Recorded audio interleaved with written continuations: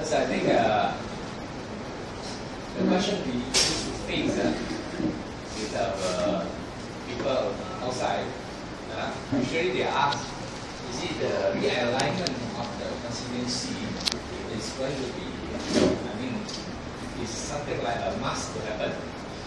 Okay?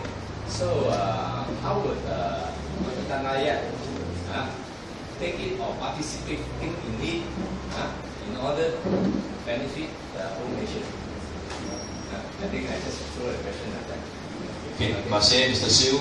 Soalan beliau bersepandangan semula, ya, bagaimana Pakatan Rakyat yang boleh ada pengaruh ataupun penyertaan, ya, Pakatan Rakyat dalam soal bersepandangan semula kawasan-kawasan pilihan raya. So, saya rasa lebih baik kita kumpul beberapa soalan dan kita minta panelis kita jawab sekaligus. Hatta saya dengar kata ada soalan.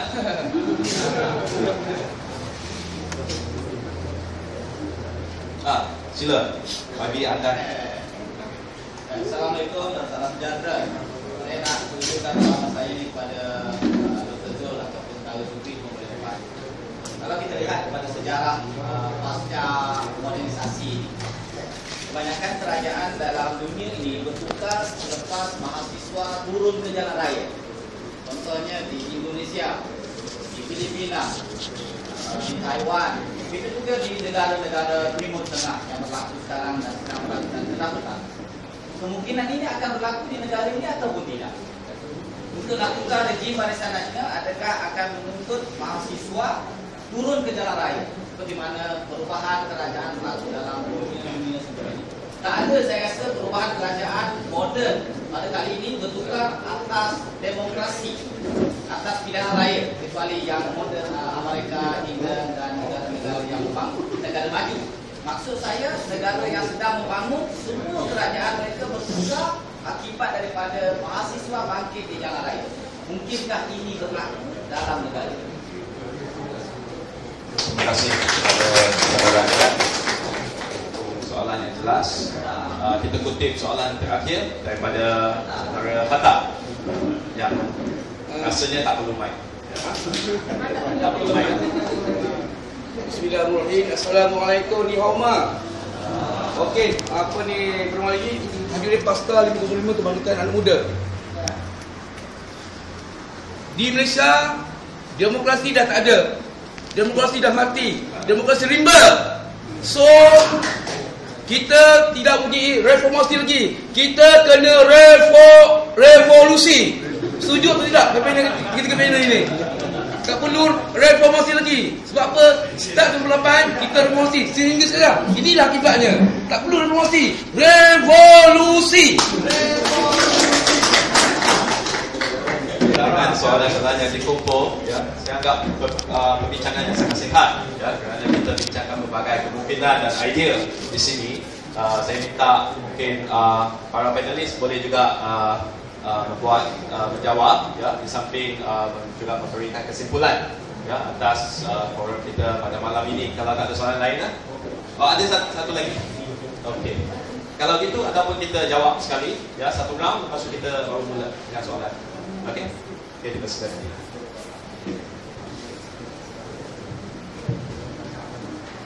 Okey, saya lebih kepada nak jawab soalan Bilang dan juga Hatta.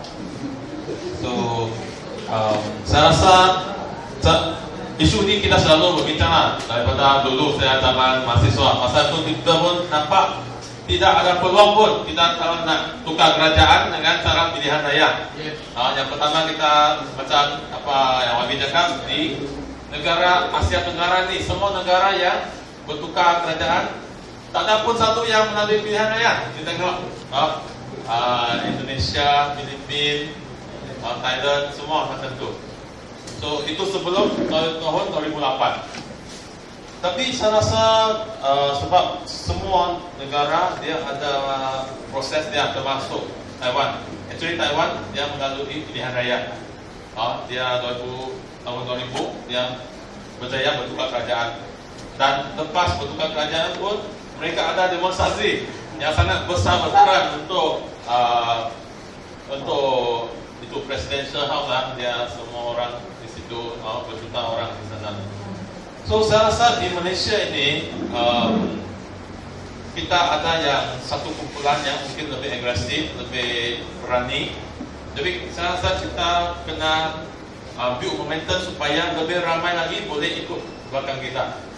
So kalau pada masa yang tidak cukup mantap ataupun masa kita turun ke jalan raya, mungkin kita berkorban saja tetapi tidak membawa satu perubahan yang kalau kita belum mempunyai persediaan yang cukup lah saya rasa tadi. That's why kenapa kita masih percaya kepada sistem pilihan raya. Untuk kita nak masuk pilihan raya, kita tidak boikot dan kita mengambil pelibatan. So, tetapi saya tengok cara sekarang dengan himpunan blackout, ada orang juga kritik, tak syok lah, macam pergi dengar ceramah aja. Ada kawan yang bagi tahu macam tu lah. First time okay, pergi 2-3 kali, boring lah macam pergi dengar ceramah aja. Mereka lebih suka macam bersih, kita turun ke jalan raya. Tapi saya rasa ini juga ada kebaikan dia. Ini saya rasa satu cara untuk kita nak secara perlahan-perlahan kita build dulu itu confidence rakyat dan juga momentum rakyat itu kepada jumlah yang lebih besar.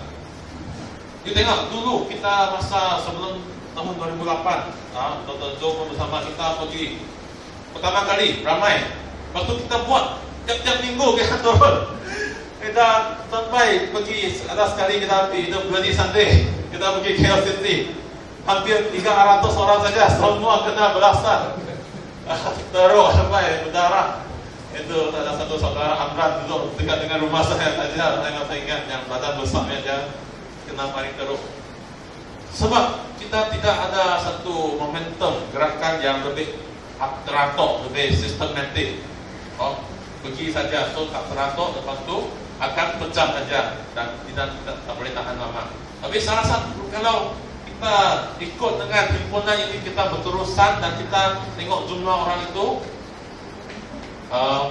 saya percaya kalau kita lebih ada perancangan yang lebih baik dan kita perlahan-lahan kita nak bagi confidence kepada rakyat yang datang kali pertama, kali kedua dia masih akan datang.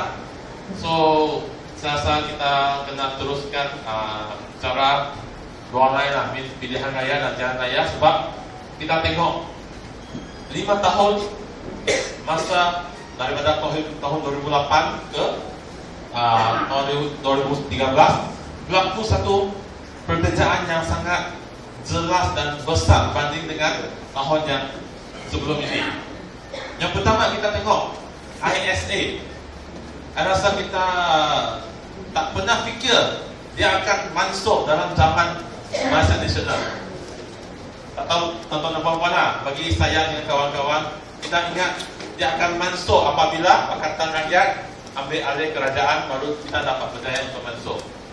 Tetapi surprisingly, selepas tahun 2008 kita masih lagi anjur himpunan ISA, anti-ISA, bila Raja Petra, Tresako mereka ditahan, kita anjur bersama-sama dan kita tekan dia berjaya untuk masukkan AUKU. Dulu saya kena didakwa oleh AUKU 7 dakwaan, tapi nasib baik ada sokongan daripada NGO parti politik dengan mahasiswa, kita berjaya gugurkan dakwaan itu. ISA dulu kita fight kuat-kuat tak dapat, tapi tahun 2008 dengan tsunami politik, dengan bukan saja tsunami politik tetapi kita tetap turun ke jalan raya, mahasiswa terus perjuangan itu, dan akhirnya AUKU pun dipindah dengan membuka ruang kepada mahasiswa boleh menyertai parti politik, boleh menyertai aktiviti-aktiviti di luar kampus. So kita nampak ada perbezaan. Lagi satu apa? Perhimpunan aman, demonstrasi. Kita juga berjaya untuk kita nak itu akta polis, kita dapat masuk, dan walaupun ada satu akta baru, akta himpunan, tapi ini juga satu kejayaan rakyat. Ini juga berlaku selepas tahun 2008. bukan saja kita tukar kerajaan di negeri, bukan saja kita menang di banyak kerusi parlimen, tetapi dengan tindakan kita teruskan percaya kepada himpunan amal itu satu hak rakyat dan satu cara untuk nak menyuarakan bantahan kita, satu cara untuk nak mengubah situasi politik. Kita tengok ada perbezaan juga. Dulu sebelum 2008 jumlah yang hadir kita tengok tak banyak, tapi selepas 2008 kehadiran persen 2, persen 3 himpunan kebangkitan rakyat ramai lagi. Dan sekarang kerajaan pun berubah sikap lah. Tapi masa dia buat akta baru, ada yang membenarkan di stadium, ataupun ada juga himpunan yang kita buat tapi tak menghadapi apa-apa kacau daripada pihak polis. So ini satu proses lah saya nampak. Dan ini soalan untuk adakah kita dalam keadaan sekarang sesuai untuk menggulingkan kerajaan yang selalu dikatakan pada masa ini. Saya rasa kita kena, belum sampai masa lagi, kita mungkin kena sedikit masa untuk build momentum. Ini pandangan saya, tapi kita alu-alukan perbincangan. Terima kasih.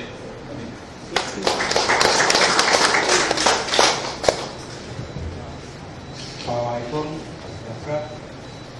Yang pertama soal elementary persembadanan. Kita boleh berharap dengan jumlah ahli parlimen kita yang ramai sejarah 89 orang boleh berbuat sesuatu supaya kalau ada, memang adalah elementary selepas ini dia akan dibuat secara lebih adil. Tapi ada sedikit masalah kerana dia melibatkan kerusi parlimen dan kerusi DUN. Bila DUN, ia akan melibatkan Dewan Undangan Negeri. Jadi itu tertakluk kepada negeri yang kita ada ramai ahli Dewan Undangan Negeri dan negeri yang kita tidak ramai ahli Dewan Undangan Negeri. Jadi di tempat yang tak ramai, maksudnya kita punya adu-adu perlu lebih tegas, perlu lebih berani, perlu lebih berjuang di dalam dewannya, supaya apa-apa perubahan sempadan pilihan raya dapat dilakukan secara lebih adil. Yang kedua, soalan sama je Hatta dengan Wadi Amlan ni.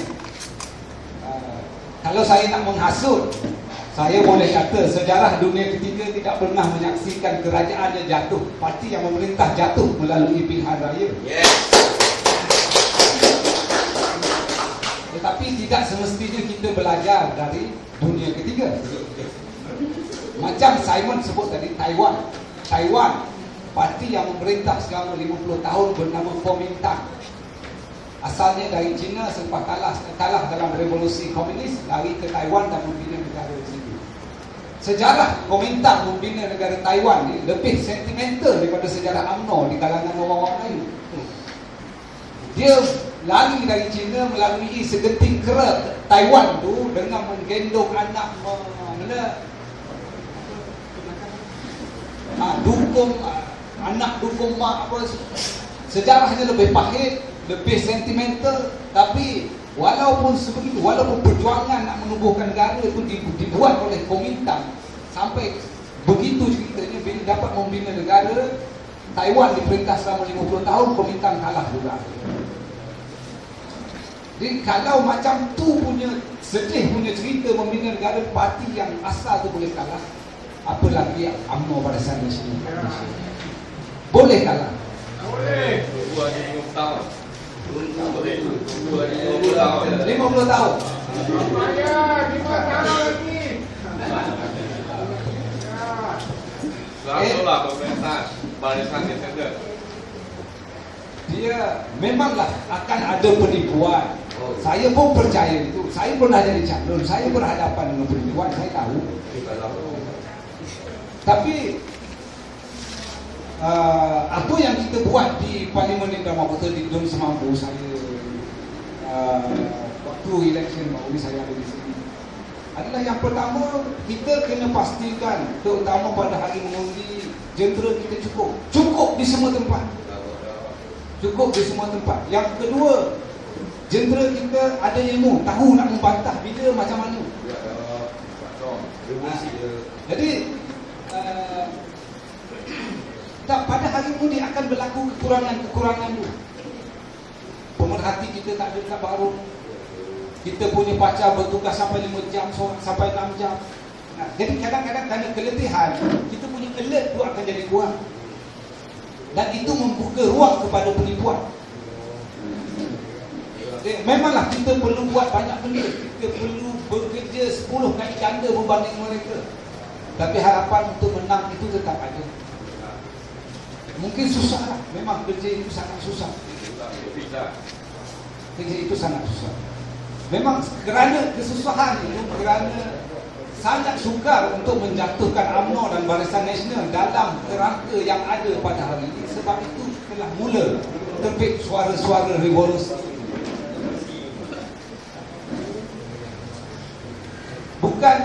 Bukan kita tidak menyokong secara prinsipnya, tetapi selagi mana kita percaya UMNO dan Barisan Nasional itu boleh dikalahkan, sebagaimana Komintang boleh dikalahkan, sebagaimana Parti Kongres India boleh dikalahkan dalam pilihan raya, kita juga percaya bahawa UMNO dan Barisan Nasional boleh dikalahkan. Cuma bagaimana kita bekerja itu saja.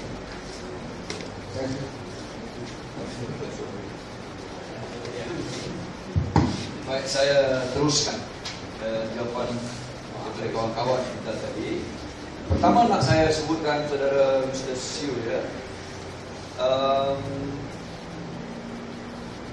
Persepadanan semula ya, redelineation ini ada kelebihan kita di sini. Saudara-saudara perlu tahu, untuk membuat penambahan kerusi memerlukan sokongan 2/3 majoriti. Lalu mereka sudah tidak lagi punya kuasa untuk membuat penambahan kerusi kecuali dengan sokongan dan kerjasama Pakatan Rakyat. Adapun untuk membuat pecahan semula kepada contohnya Parlimen Khapar yang sudah 140,000 sama banyaknya dengan seluruh pengundi di Perlis dan 10 kali ganda pengundi di Putrajaya, hanya memerlukan sokongan mudah, simple majority. Jadi di situ memerlukan kerjasama semua pihak untuk melakukan persempadanan semula yang adil. Saudara-saudara perlu tahu bahawa negeri-negeri seperti negeri-negeri yang dikatakan negeri-negeri pembangkang, ya, seperti Terengganu, Kelantan, Kedah, sudah lama tidak mendapat penambahan kerusi. Ini dia jaringan ring yang mereka lakukan dalam persempadanan semula yang mesti dilakukan setiap 10 tahun. Baik, itu jawapan saya yang pertama. Adapun jawapan yang kedua ini saya nak gabungkan seluruhnya dalam memberi jawapan. Saudara-saudara, pertama yang saya ingin sebutkan, apa yang disebutkan oleh saudara Fikri sebentar tadi ya, adalah, dan saya nampak saudara Atam sangat tidak setuju kalau mula kita memberikan postmortem apa sebab kekalahan secara mikro itu. Betul? Betul. Kerana mereka merasakan apapun yang kita lakukan dari sudut membuat jentera kita paling efisien akan berdepan dengan segala penipuan. Dia silap mata mereka. Saya rumuskan perbincangan kita ini sama ada evolusi ataupun revolusi dengan menyebutkan bahawa evolusi akan hanya dapat dilakukan dan perubahan kerajaan akan hanya dapat dilakukan sekiranya sistem pilihan raya itu memberikan a free and fair election. Pilihan raya yang bebas, adil dan bebas daripada segala intimidasi, bebas daripada segala yang menyekat seseorang itu daripada membuang undi tanpa ada apa jua paksaan. Dan paksaan itu termasuklah banyak caranya paksaan. Menang Pakatan Rakyat, negara ini akan jadi Kristian. Menang Pakatan Rakyat, pada kaum Cina pula hudud akan dilaksanakan. Kesemua itu adalah juga intimidasi yang sukar untuk dibuat penjelasan, kecuali kalaulah pilihan raya itu adil dengan memberikan laluan dalam media arus perdana untuk calon Pakatan Rakyat atau pembangkang diberi izin membuat penjelasan-penjelasan tentang tuduhan-tuduhan itu. Bukan 10 menit lalu hentam 10 jam atau 24 jam. Diberikan equitable access to the media. Bukan sama tapi adil, proportional to kursi di parlimen juga. Sebagai satu formula, satu contoh, satu equation yang kita boleh guna. Lalu saya simpulkan, ketika pilihan raya itu free, bebas daripada intimidasi, fair, accessible kepada media dan segala juga, dan adil dengan kata lain, termasuk yang lain tadi yang saya sebutkan juga, bermakna persaingan itu mestilah mempunyai dua ciri itu. A contestation ataupun persaingan yang intens, yang begitu sengit, tetapi berlaku di atas pentas persaingan dasar, prestasi, wibawa kepimpinan, keupayaan kepimpinan, kompetensi, dan bukan seperti mana saya diserang di Kuala Selangor sebagai pengamal pluralisme agama, penghancur kalimat Allah digunakan oleh semua, dan menayangkan saya dalam gereja, dalam kuil, dalam tokong. Memang saya pergi gereja dan kuil dalam tokong, saya adik-adik saya adalah ahli parlimen, tetapi dianggap inilah dia yang membawa kepada pluralisme agama. Saya adalah penghancur dan promoternya. And I do not have, saya tidak diizin dan diberikan laluan untuk membuat penjelasan itu. Contestation yes, tetapi mesti adil. Mereka lakukan character assassination ini. Tak ada dalam video saya tentang apa pun. Tetapi that is apa yang dimaksudkan. Kalaulah pilihan raya itu free and fair, maka dengan kata lain, ia wajar digunakan sebagai saluran untuk melakukan apa yang dikatakan the change, the regime change periodically, berkala dalam setiap pilihan raya. Namun kita di negara ini punya satu kekurangan besar. First past the post, warisan legasi British ala Westminster ini sangat mencabar kepada pembangkang, khususnya Pakatan Rakyat. Karena first past the post ini, kalau saudara-saudara lihat betapa kita yang memiliki undi terbanyak 53% hanya mendapat berapa? 40% kursi di parlimen. Mereka satu masa dahulu paklah menang 60% undi, dapat 90% kursi di parlimen. A system that is satu sistem yang mencetuskan apa yang dikatakan sebagai ketidakadilan, disproportionality, malapportionment. Semuanya kerana sistem itu adalah syarat dengan kepincangan. Kalau mau diberikan segala penambahbaikan, ini adalah satu agenda penting untuk semua lawmakers in the parliament. Bipartisan, mesti bersifat non-partisan ataupun merentas kedua-dua divide, government and opposition. Barulah sebenarnya, dengan kata lain, hampir-hampir saya nak kata, kalau tidak berlaku penambahbaikan sistem pilihan raya ini, semacam tidak ada jalan evolusi kecuali jalan evolusi. Itu maksud mafhum dan maksud apa yang saya sebutkan ini. Kerana mereka wajar tahu dan perlu tahu kekangan besar kepada semua sistem pilihan raya yang dimaksudkan, dan saya berani gunakan ini. Saya berani menggunakan ini sebab saya membuat juga adalah penyelidik. I am the Executive Director of Past Research Center. Saya membuat kajian tentang sistem pilihan raya ini. Kalau sistem first past the post ini tidak bergalih kepada apa yang dikatakan proportionate ataupun proportional representation, maka selama-lamanya lah, terutama ketika berlaku apa yang dikatakan sebagai malapportionment. Contoh apa maksudnya? Putrajaya 15,000 memilih satu wakil rakyat, Kapar 145,000 memilih satu wakil rakyat. Dengan arti kata yang lain, hakikatnya adalah never will you get, anda tidak mendapat one person, one vote, kerana Putrajaya nilainya adalah 10 kali ganda orang pengundi di Kapar. Ini yang kita maksudkan. Ini yang menjadi agenda bersih. Dan semua reform NGO yang mahukan penambahbaikan sistem itu. Saudara-saudara sekalian, saya sekali lagi simpulkan bahawa kalaulah benar-benar ini yang Zaid Amili tak faham. Ini yang dia pada saya walaupun ada PhD tapi sudu intelektual. Sudu je. Macam intelek tapi tidak. Dia kata kalau tak suka sistem ni, tolong. Sebab dia kata orang yang nak sistem proportional representation ini adalah mengarah kepada Republican, mengarah kepada sistem Republican. Dia tidak tahu Australia juga menggunakan sistem PR, proportional representation. Dia tak faham bahawa sistem itu bukan hanya seperti mana yang dia gambarkan.